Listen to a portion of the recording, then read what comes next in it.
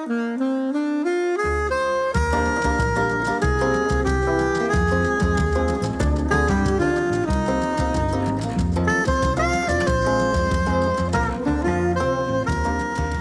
권의 책이 탄생하기까지 출판사는 무슨 일을 할까요? 어떤 책을 만들지 기획도 하고요. 또 작가와 아이디어를 나누기도 하고요. 교종, 교열 당연하고요. 디자인, 인쇄, 홍보, 또 그 밖에 여러 가지 일을 합니다. 그 중심에 담당 편집자가 있는데요. 오늘은 민음사 인문교양팀의 부장이신 양희정 편집자님을 이 자리에 모셨습니다. 어서 오십시오. 안녕하세요. 양희정 부장이라고 합니다. 네, 반갑습니다. 네, 근데 반갑습니다. 요새 정말 원래 그 편집자들이 그 어둠의 스타였던, 그 남들 눈엔 안 띄지만 아는 사람들끼리는 다 누구가 잘하는지 아는 그런 직업이었는데, 네. 민음사 TV라는 유튜브 채널을 통해서 편집자들이 엄청 바빠졌습니다. 유명해졌고요. 네. 지금 저기요. 30대 네. 좀 한참 활동하는 젊은 후배들이 네. 그 민음사 TV의 주인공으로 활약하고 있고요. 네. 저희도 좀 놀랬고, 네. 그다음에 도서전을 하면은 뭐 조아란 부장이라든가 네네. 그런 유명하신 분들. 네, 그 유명한 그 저희 직원들한테 음. 직원분들한테 사인을 받으려고 줄을 서는 거예요. 아, 네. 그래서 편집자에게 사인을 받는 시대가 왔군요. 저희들은 너무 깜짝 놀랐습니다. 네. 뭐라고 하나요? 좋아하나요? 그러니까 약간 그 20, 30대 분들 입장에서 책을 읽는 분들 입장에서 네. 그 민음사 TV에 나오시는 분들이 그 직업 세계에서 선배로서 되게 잘하고 있다고 생각을 하기 때문에 그런 것 같습니다. 네.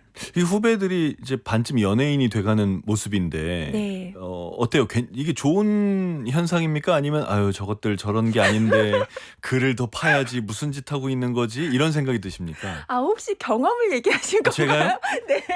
저도 오래전에 많이 당했죠. 왜냐면 제가 처음 예능할 때 아나운서들이 네. 예능하면 안 된다는 분위기 있었거든요. 네, 그쵸. 네, 네. 네네. 일단은 시대가 바뀌었구나. 아, 그래요? 네, 이 생각을 좀 하게 됐고, 네네.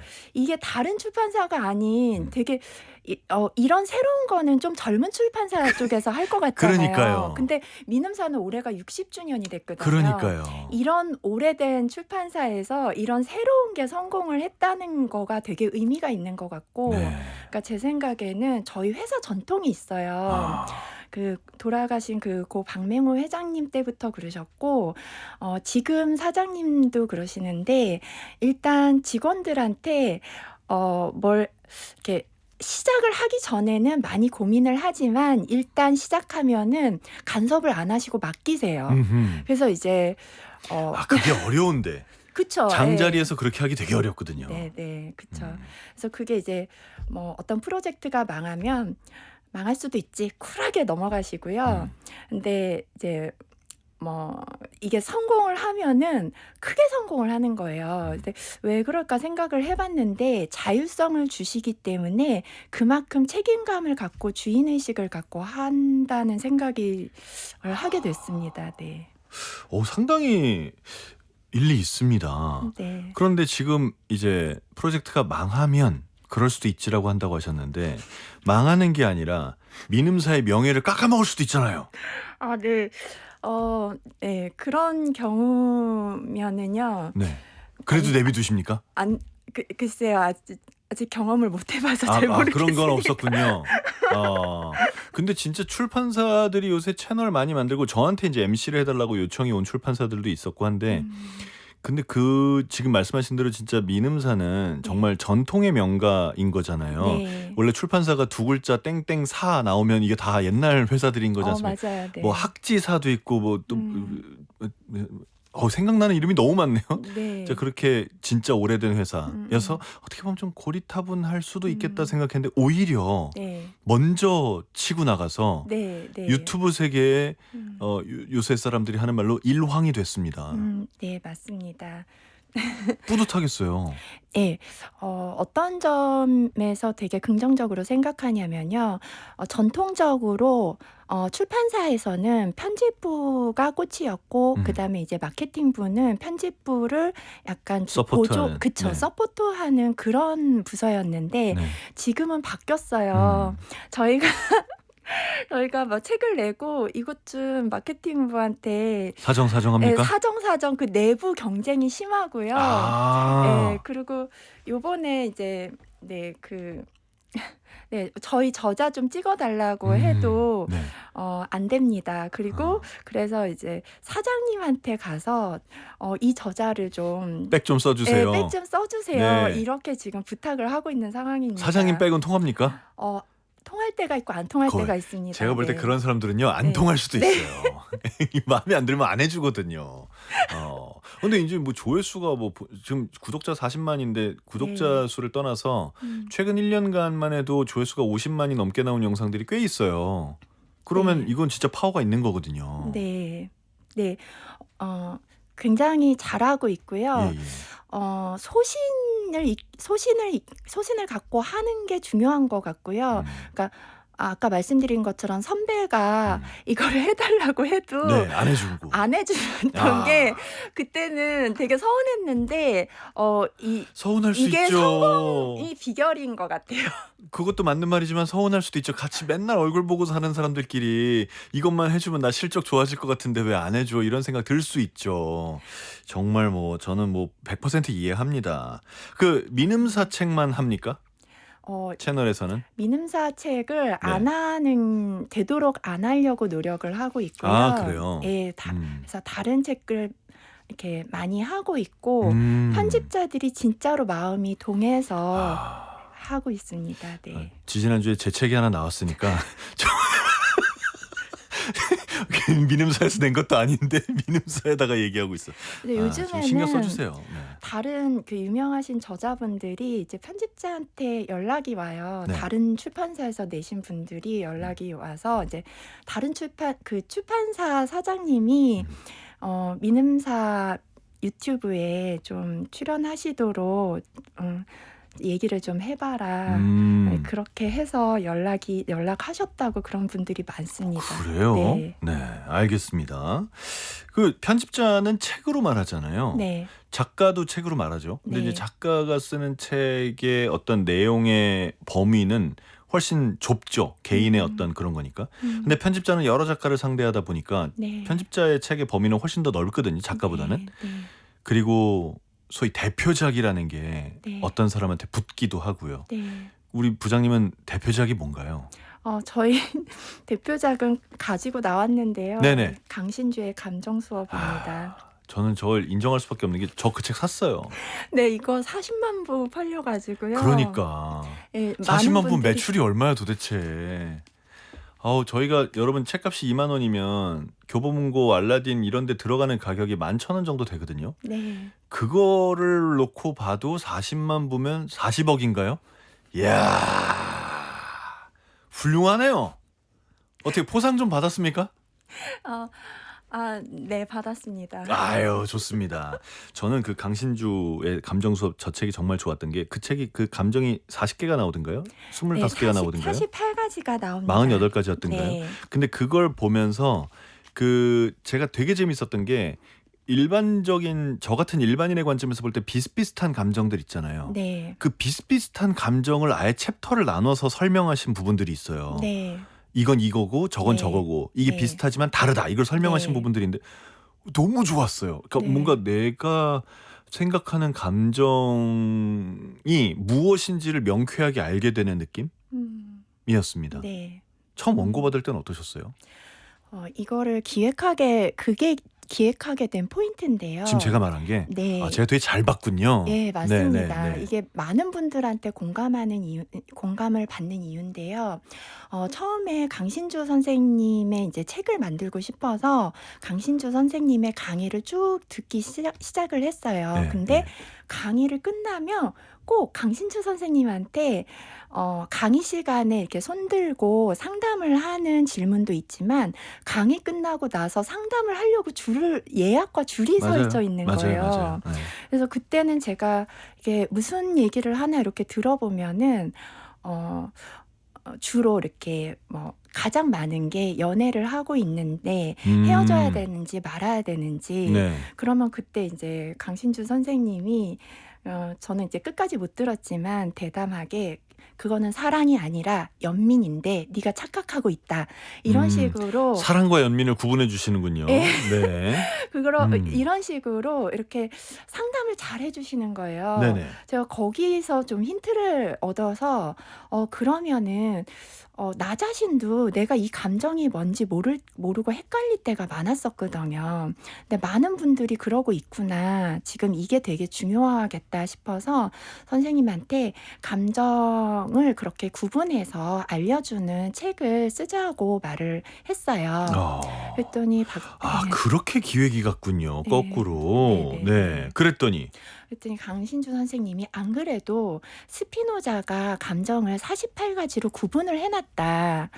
나는 그 스피노자의 감정을 지금 연구하고 있는데 그럼 스피노자의 구분대로 책을 한번 써보자라고 하셨는데 그 와중에 철학을 얘기를 하면 어렵다. 근데 그렇기 때문에 예시를 들어야 된다. 네네. 근데 내가 상담한 얘기를 책에다 쓸 수 없다. 왜냐면은 그거를 개인적인 남한테 거니까. 개인적인 걸 오픈할 수가 없기 때문에 그러면 예로 드는 스토리가 필요한데 그걸 소설에서 찾자. 그래서 소설에서. 그래서 48가지마다 소설에서 그 감정을 표현한 소설을 찾아보자라고 하셔서 이제 소설을 넣게 됐는데 여기서가 이제 시작입니다. 강신주 선생님이 나는 시를 많이 읽는다. 근데 소설은 잘 안 읽는다. 네. 그래서 소설을 잘 모르니까 편집자가 찾아와라. 소설, 드라마, 영화, 연극, 뮤지컬 모든 분야의 어떤 주인공 캐릭터들의 어떤 상황에서의 어떤 감정을 48가지 감정 이름에 맞게 분류해서 사건을 찾아와야 되는군요. 네. 근데 이거를 강신주 선생님 별거 안 하셨겠네요. 편집자가 다 했네. 아니죠. 예. 근데 이제 여기서부터 이제 저의 고난이 시작이 됐는데요. 예. 이거를 중앙선데이에 중앙일보에 2주에 한 번씩 연재 지면을 제가 잡았어요. 네. 그래서 그때 그래야 강제로 써지죠. 그쵸. 네. 원고를 받기 위해서는 네. 지면을 받아야 되기 때문에 제가 지면을 예. 중앙일보에 찾았는데 예. 그래서 중앙일보랑 제가 기획을 하면서 감정 교육을 하고 싶습니다 했더니 그 중앙일보 편집자님이 감정 수업이라는 제목으로 하지요 하고 제목을 이렇게 정해주셨는데 너무 좋은 거예요. 예. 그래서 감정 수업으로 2주에 한 번씩 연재를 하게 됐는데 그러다 보니까 소설을 제가 2주에 한 번씩 찾아야 되는 거예요. 진짜 무슨 문학평론가가 읽는 것만큼은 아주 땡겨서 아주 힘들게 읽으셨겠군요. 그래서 저는 사실 영문학과를 나왔기 때문에 그 영미 소설은 조금 읽어봤는데 그 다른 나라 소설과 열심히 요번에 읽게 되었고요. 한 2년, 그게 48주니까 2년에 걸쳐가지고 2주에 한 번씩 이제 소설을 찾아서 선생님께 가져간 거예요. 그러면 선생님이 이렇게 읽으시고 이제 다음날 전화가 오세요. 양희정 편집자는 이게 사랑이라고 생각합니까? 이거는 사랑이 아니라 연민입니다. 제가 그러면은 그럼 도서관으로 달려가서 다른 소설을 밤새 찾아야 하고요. 다른 사랑을 또 찾아와야죠. 네. 그래요. 정말 고생하셨네요. 네. 그거를 이제 2년 동안 하면서 굉장히 재미있었고요. 숨 쉴 시간도 없었고요. 진짜 그랬겠네요. 네. 그리고 많이 배웠고요. 그래서 힘들었지만 이제 '편집자 생활의 보람이다.'라는 생각을 좀 하게 네. 됐습니다. 네. 지금 전 라디오로 들으시는 분들을 위해서 조금만 더 설명해 드리면 좀 얼마나 힘드셨는지 말씀하시는 내내 두 주먹을 불끈 쥐고 책상을 두드리면서 얘기를 하고 계세요. 중간중간에 쿵쿵 소리 나는 게 저희 편집장님이 책상 두드리는 소리입니다. 여러분 저 오해하지 말아 주시기 바랍니다.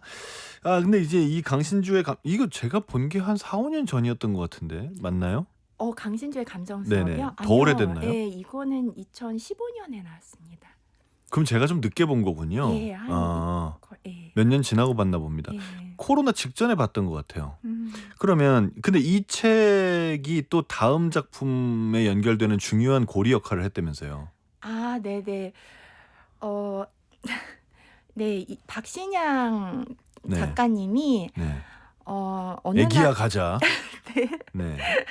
네. 파리의 연인의 박신양 배우님이 네. 어느 날 이제 저를 찾으신다고 편집부에서 연락이 오 와서 네. 예 연락을 하게 됐어요. 예. 근데 박신양 작가님이 이제 화가가 되셨고 음. 되게 진지하게 그림을 그리시는데 박신양 선생님은 감정을 그림에 담아야 된다고 생각을 하시고 보이는 것의 현혹에서 벗어나야 된다라는 거 말씀을 하세요. 그래서 감정을 굉장히 중요하게 여기시는데 그래서 오랫동안 감정과 관련된 책들을 많이 읽으시고 스피노자를 비롯해서 이제 감정을 얘기한 철학 공부를 많이 하셨어요. 그래서 서강대 대학원에서 철학을 실제로 공부하고 계시고 거기서 고민이 많으셨고 그래서 읽으셨던 책 중에 하나가 감정 수업이 있었던 거예요. 네.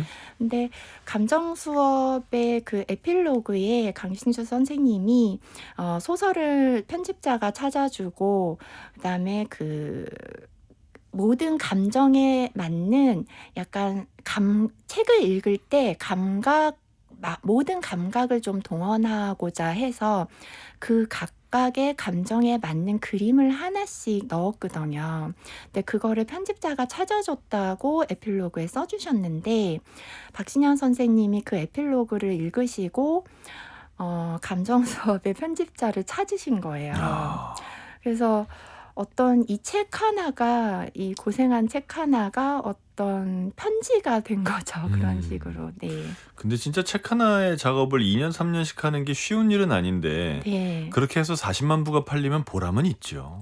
그쵸. 그리고 그 2년 동안 이 작업을 하느라고 이렇게 다른 작업 중요한 거는 못 했거든요. 못하죠. 예. 이 정도 일이면 못하죠. 예. 근데 그거를 아까도 말씀드렸지만 이렇게 민음사에서는 그 경영자분들이 좀 일을 편집자한테 맡기는 스타일이시라서 그거를 이제 이렇게 결과물이 좀 늦게 나오는데도 기다려 주신 거죠. 거기에 대해서 사장님께 엄청 감사를 드리고 있습니다. 그러게요. 네. 회사 분위기가 참 좋네요. 그런 네, 면에 네, 있어서는. 네. 그래서 그러면 박신양 씨께서 이렇게 감정을 말하는 소설을 다 찾아준 편집자를 찾았다는 건 나도 누군가가 뭔가 열심히 찾아주는 편집자를 만나고 싶다 이런 거 아닙니까? 저도 그런 줄 알았어요. 네. 여기서 반전이 있는데요. 반전이요? 네. 네. 내 글 건드리지 마 이건가요? 아니 당연히 네. 책을 쓰시려고 편집자를 찾은 줄 알았거든요. 예. 그래서 이제 책을 내실 생각이신가요? 라고 여쭤봤더니 그럴 생각이 조금도 없다라고 말씀을 하시는 거예요. 아니 책 쓸 생각도 없는 사람이 왜 출판사 편집장한테 연락을 한 거예요? 예. 너무 당황해가지고 예. 이거 할 말이 없으셨겠네요. 할 말이 없었는데 그러면 왜 연락했수? 뭐 이런 느낌이었겠어요. 네. 예, 좀 당황했죠. 예. 그래서 근데 선생님이 네. 10여 년 동안 그림을 혼자서 그리신 거예요, 진짜. 네. 원래는 화가가 되시려고 그리신 게 아니라 이렇게 몸이 아프셔서 배우 활동을 좀 쉬시는 동안 그 러시아에서 공부하셨을 때가 너무 그리우셨대요. 왜냐면은 그때는 어떤 상업적인 계산이라든가 그런 게 전혀 없이 완전히 몰두해서 온전히 순수하게 예술 얘기만 하셨었거든요. 그때 그 20대 때. 그때가 너무 그리우셨대요. 그래서 그때 친구를 그림 화방에 가서 그냥 물감을 사다가 그냥 그림을 그리셨다는 거예요. 그냥 친구가 그리워서. 근데 그거를 계속 그리다 보니까 어느 날 5년이 지나 있더래요. 근데 자기가 이렇게 오랫동안 그림만 그리고 사셨는지 모르셨다고. 그러고 나서 이 그림이 나한테 이렇게 이 그림 그리는 게 참 좋다. 나한테 맞다라고 생각을 하신 것 같아요. 그때부터 본격적으로 그림을 그려야 되겠다 생각을 하시고 이제 10여 년이 지나시고 나서부터 이제 화가로서 전시를 이제 시작을 하시면서 이제 사람 혼자만 그림을 그리고 아무한테도 보여주지 않다가 그림을 사람들한테 보여주기 시작을 하신 거예요. 그때 많은 사람들이 와서 이제 그림 얘기를 하셨는데 선생님이 몇 시간 동안 막 신나서 이제는 막 그때 러시아 시절처럼 그림을 통해서 예술 얘기를 해야지 하고선 오랫동안 예술 얘기를 했는데 그 소통이 좀 잘 안 되는 거예요. 누구랑 소통이요? 그 미술계 분들이 이제 많이 오셨는데 오신 손님들이 이제 그림을 이렇게 여기 그림의 끝까지 그림 끝까지 여기도 색칠을 해라. 그림을 작게 그려라. 뭐 이런저런 얘기들을 하는데 이게 전혀 예술 얘기에서 좀 본질에서 벗어난 얘기 같다, 이상하다라는 생각을 하신 거예요. 그렇게 생각했다는 거죠. 예, 저 예. 조언들은 내가 생각하는 예술과는 좀 다르다. 예. 그래서 이제 나중에 알고 보니 그 오신 분들이 그래야지 그림이 잘 팔린다라는 입장으로 하신 말씀이셨어요. 그러니까 그게 관심 없는 사람이었을 텐데. 그러니까 네. 박 선생님은 네. 그림 파는데 관심이 있는 게 아니라 네네. 예술을 얘기를 하고 싶어서 이제 그 그림 그리시는 분과 이제 이렇게 미술을 하시는 분들을 이제 초대를 했는데 그런 예술 얘기를 이제 하기가 좀 힘드셨던 거예요. 그래서 누구랑 예술 얘기를 할까 이거를 고민을 하시다가 그래서 그 근처에 있는 그 미대에 가보시기도 하고 되게 이제 미술 얘기를 할 수 있는 사람을 좀 찾으셨던 건데 네. 그래서 이제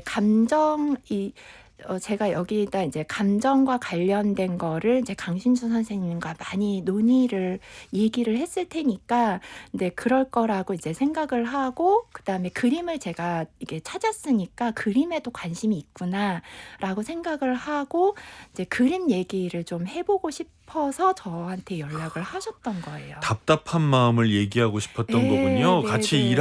일할 생각은 없었고. 예. 그게 근데 매우 당황스럽긴 했겠습니다. 저는 이제 이렇게 텔레비전을 안 보는 사람이라서 네. 좀 보세요. 저희도 먹고 살아야 돼요. 네. 범죄의 그 재구성을 굉장히 재밌게 봤거든요. 그거 한 20년 되지 않았나요? 예. 네. 그리고 이제 달마야 놀자를 엄청 재밌게 봤고, 네. 그다음에 드라마는 많이 안 봤었어요. 그래서 박신양 선생님이 남다르다는 거는 알고 있었어요. 그런데 이제 드라마를 뭐 이렇게 자세히 본 적은 없었기 때문에 이제 그때부터 박 선생님 드라마를 찾아서 막 보기 시작을 네. 한 거예요. 파리의 연인부터 시작해서 쩐의 전쟁과 드라마 사인을 막 다 찾아서 막 보기 시작을 했어요. 파리의 연인 시작하면 죽음인데 끝까지 놀 수가 없는데 그거. 네, 이렇게 보고서 이제 물론 마지막 화에 좀 화가 나지만 예전에는 이제 그 어떤 그냥 관심을 안 두고 보다가 요번에 이제 관심을 보니까 드라마가 몇 년만 지나도 되게 항상 올드한 느낌이 있거든요. 그리고 근데 그게 예. 2005년인가 그래가지고 저게 아니에요. 4K가 아니고 옛날 HD 때라 더 음. 화면이 그럴걸요. 아마 느낌이. 네. 그리고 그것뿐만 아니라 뭐 사인도 네. 그렇고 뭐 쩐의 전쟁도 그렇고 그래도 꽤 오래된 건데 요즘같이 시대가 빨리 지나가는 시대에는 근데 다른 드라마는 몇 년만 지나도 재밌어도 올드한 느낌이 있다라는 생각이 드는데 박신영 선생님이 나온 드라마는 네. 올드한 느낌이 안 드는 거예요. 그래서 아. '이게 왜 그럴까?' 이렇게 생각을 해 봤는데 그래서 연기의 신이라고 말하는 게 이거구나. 음. 그러니까 뭔가 보이기 위해서 내지는 그 시대에 어떤 맞추기 위해서가 아니라 진짜 본인이 고민을 하고 자기가 그 감정 속으로 들어가는구나. 선생님이 책에 그렇게 쓰셨거든요. 음. 연기는 보여주기 위해서 하는 게 아니다. 내가 그 감정 속으로 들어가는 거다. 근데 그림도 마찬가지다. 감정 안으로 들어갔을 때 그 감정이 그림에 그대로 표현될 수밖에 없고 그럴 때 그림을 보고 사람들이 감동을 한다. 이거는 드라마랑 마찬가지다. 이렇게 말씀을 하셨거든요. 음. 그래서 이게 그냥 말만 그런 게 아니구나. 이런 생각을 좀 하게 됐습니다. 방금 말씀하신 대로 결국은 책이 나왔습니다. 감정의 발견, 우리는 모두 예술가가 되어야 한다. 그러니까 책 쓸 생각이 전혀 없는 사람과 만나서 결국은 설득해서 결국은 글을 받아내신 우리 양희정 부장님께서 이 책을 작업을 하셨어요. 신간 감정의 발견 선물로 드린다고 합니다. 샵 0302 문자 메시지로 성함과 함께 신청해 주시면 두 분 선정해서 책을 보내드리겠습니다. 짧은 글은 50원, 긴 글은 100원입니다. 자, 감정의 발견에서도 당연히 감정을 얘기할 텐데요. 요 이야기를 잠시 음악 듣고 와서 집중적으로 더 얘기해 보겠습니다. 박경소의 가야금 연주입니다. 기억 조각.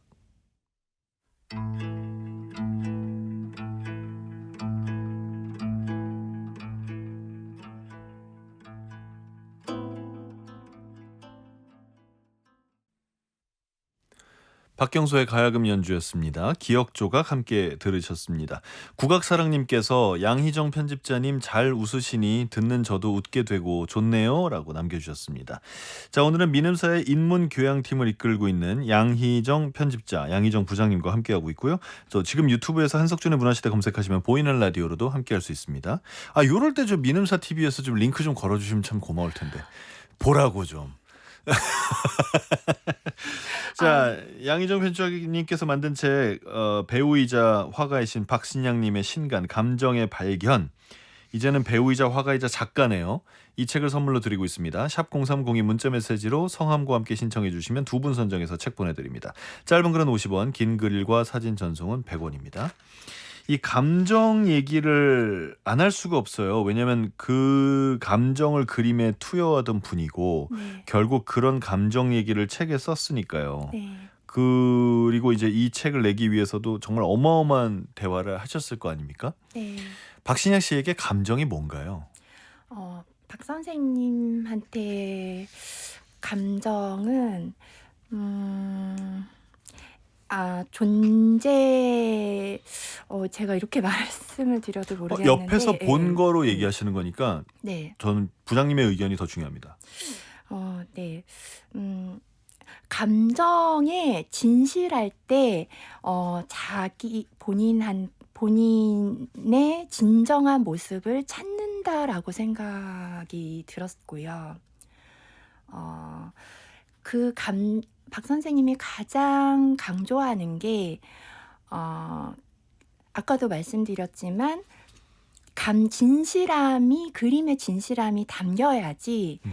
그 보는 사람들도 감동을 받는다고 생각을 하세요.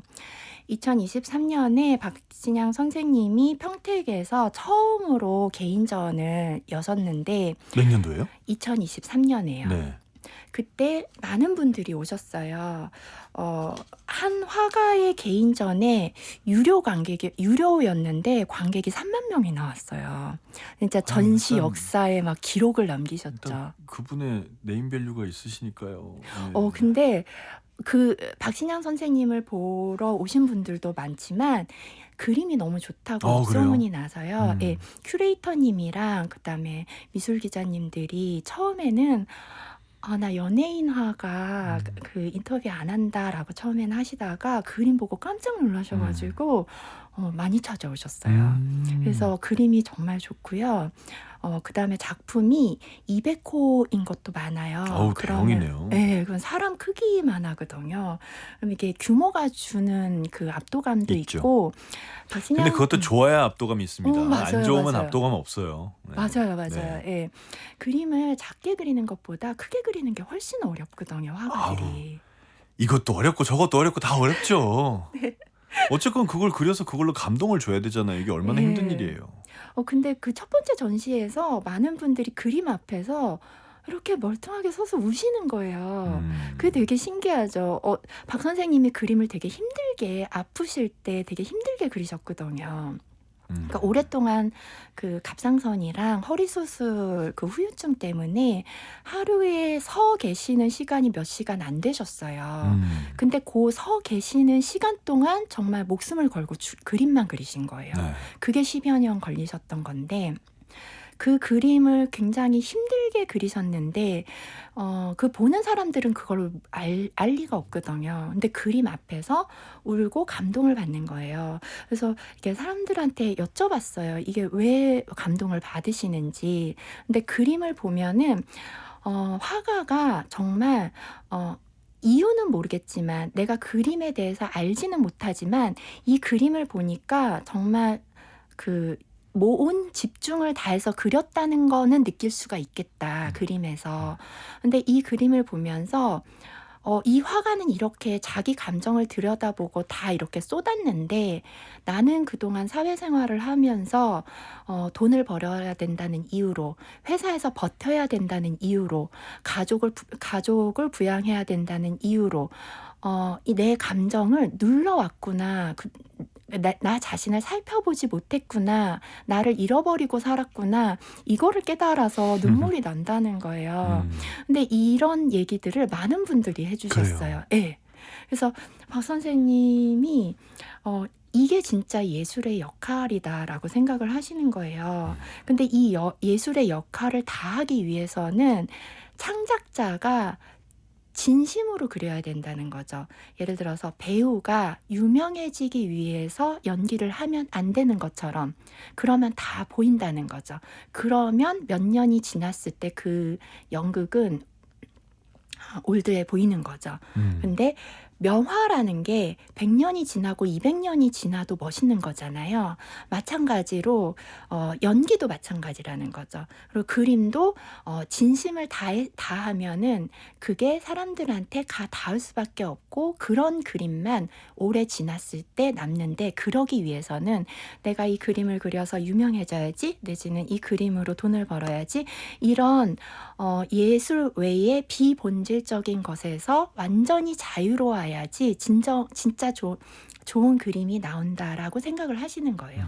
그런 면에서 자기 감정을 충실을 해야 되는데 그러려면 내 감정이 강신주 선생님이 말하신 것처럼 내 감정이 이게 맞는 건지 지금 내가 느끼는 감정이 비루함인지 아니면은 자존감인지 이런 거를 정확하게 알아야 된다는 거죠.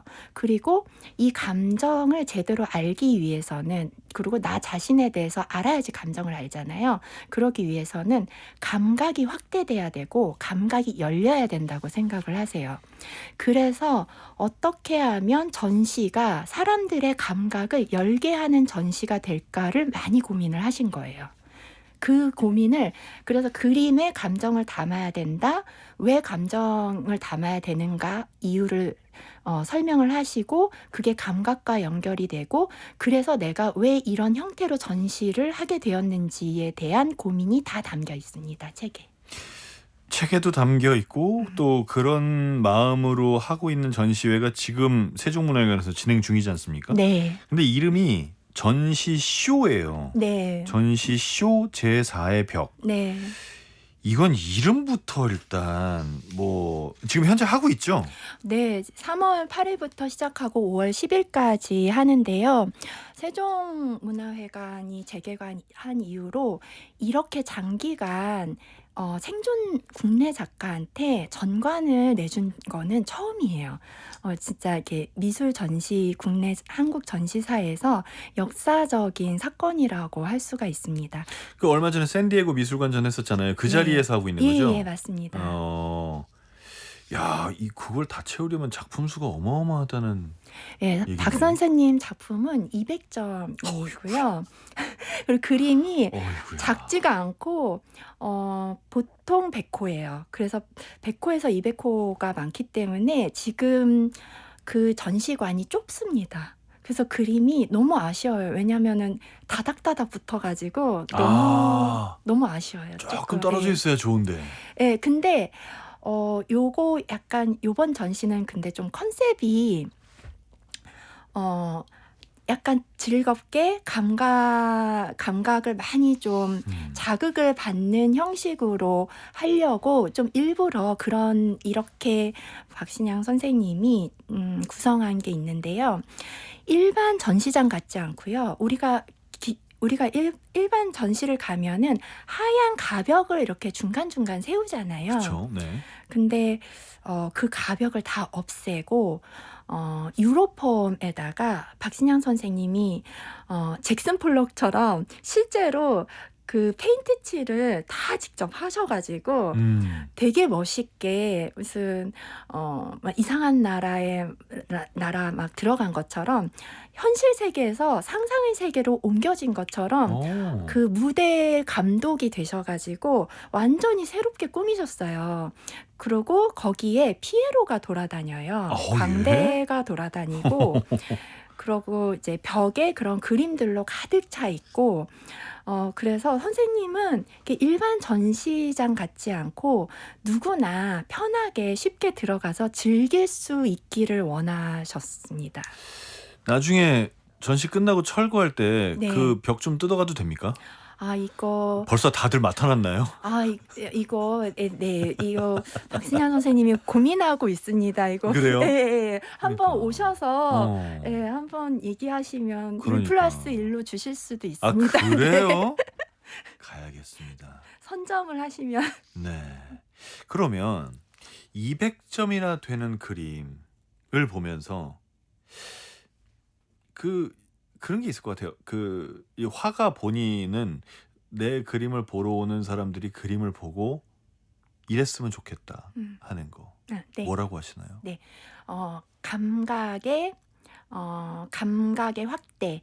이게 결국은 본질적으로 원하시는 것 같은데 왜 박신양 선생님이 쇼라고 하셨냐면 저희가 보통 이런 대형 블록버스터 전시하면은 뭐 에곤 실레라든가 뭉크라든가 뭐 마크 로스코라든가 인상주의라든가 이렇게 교과서 그림 내지는 좀 교양이 있어야지 듣는 사람들 뭐 이런 화가들 대형 전시를 하잖아요. 그러면은 일반 전시장에 일반적으로 안 가시는 분들은 나 그림 잘 모르는데 이러면서 약간 내가 가도 될까? 내가 그림 모르는데 가서 즐길 수 있을까? 약간 이런 마음속에 배리어가 좀 있어요. 그래서 그거를 선생님이 없애고 싶으셨던 거예요.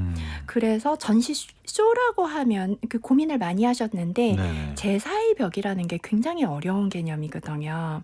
근데 전시 쇼라고 하면은 쇼야? 그러면은 인상주의라든가 상징주의라든가 이런 거를 내가 몰라도 가서 볼 수 있겠네? 그림을 안 팔아? 그러면은 나는 그림 살 돈이 있는 사람이 아니고 컬렉터도 아닌데도 이렇게 편하게 들어가서 볼 수 있네?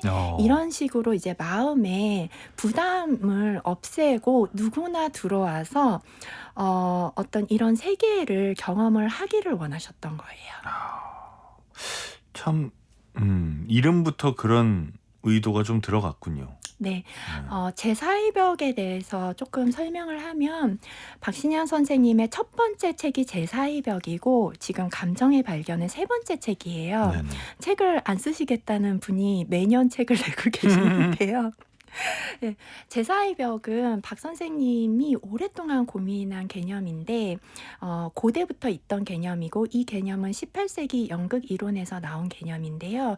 우리가 연극을 한 번씩 다 연극을 보신 적은 있잖아요.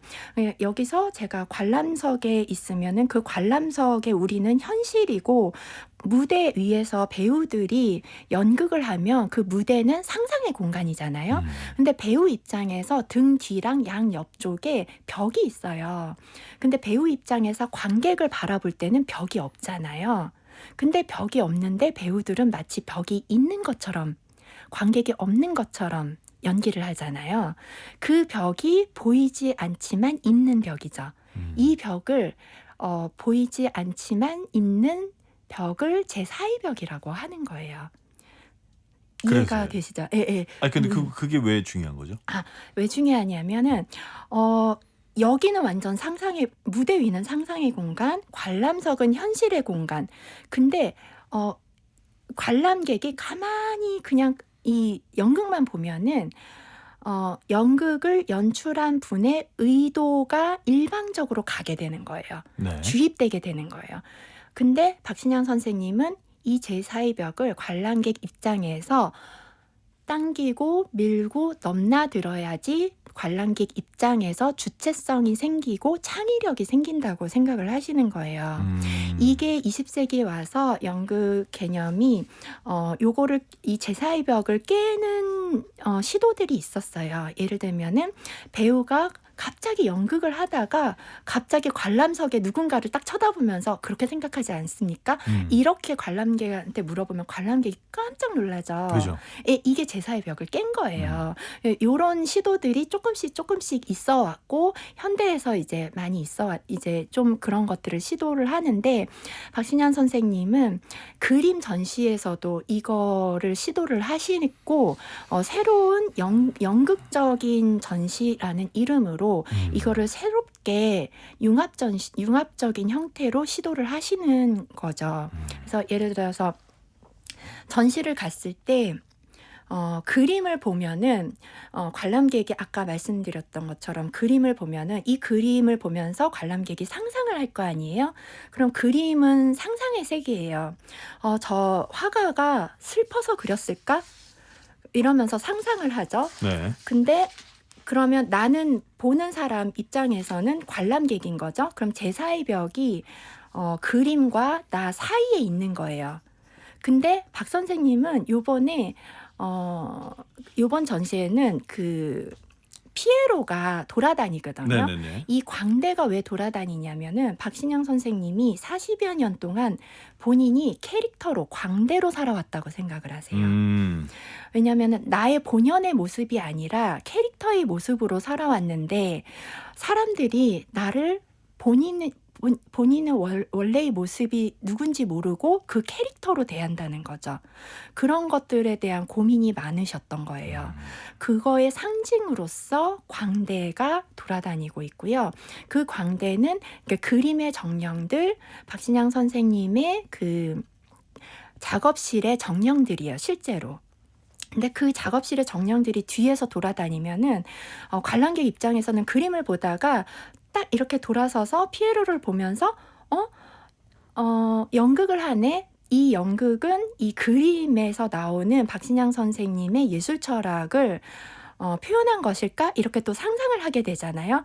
그럼 제4의 벽이 여기서 이렇게 옮기게 되면서 내가 그림만 보고 생각했던 그림에 대한 생각이 이 피에로를 보면서 또 다른 생각으로 옮겨가게 되는 거죠.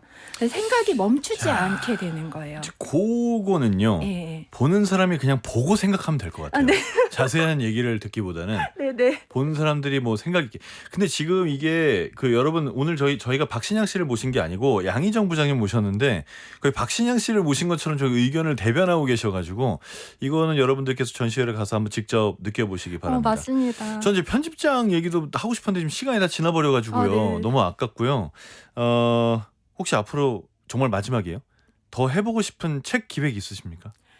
제가 마 예 뭐 지금 그리스 문학을 원전 문학을 가장 하고 싶습니다. 음. 그래서 고대 그리스 히라버 비극을 계속 내고 싶은데 음. 오이디푸스 왕을 처음에 시작을 했거든요. 네. 그래서 명상록도 냈고 음. 요번에 그 오디세이아가 올해 영화가 나오는데요. 그래서 지금 일리아스도 번역에 들어갔어요. 네. 그래서 제가 히라버 그리스어 공부를 하고 있거든요. 그래서 알겠습니다. 이 여러분, 편집자가 네. 이렇게 열심히 하고 있습니다. 이렇게 열심히 하는 우리 편집자들이 만들어낸 책에도 많은 관심을 가져주시기 바랍니다. 자, 한석준의 문화시대 초대석, 오늘은 양희정 편집자님 함께했습니다. 오늘 시간 내주셔서 감사합니다. 감사합니다.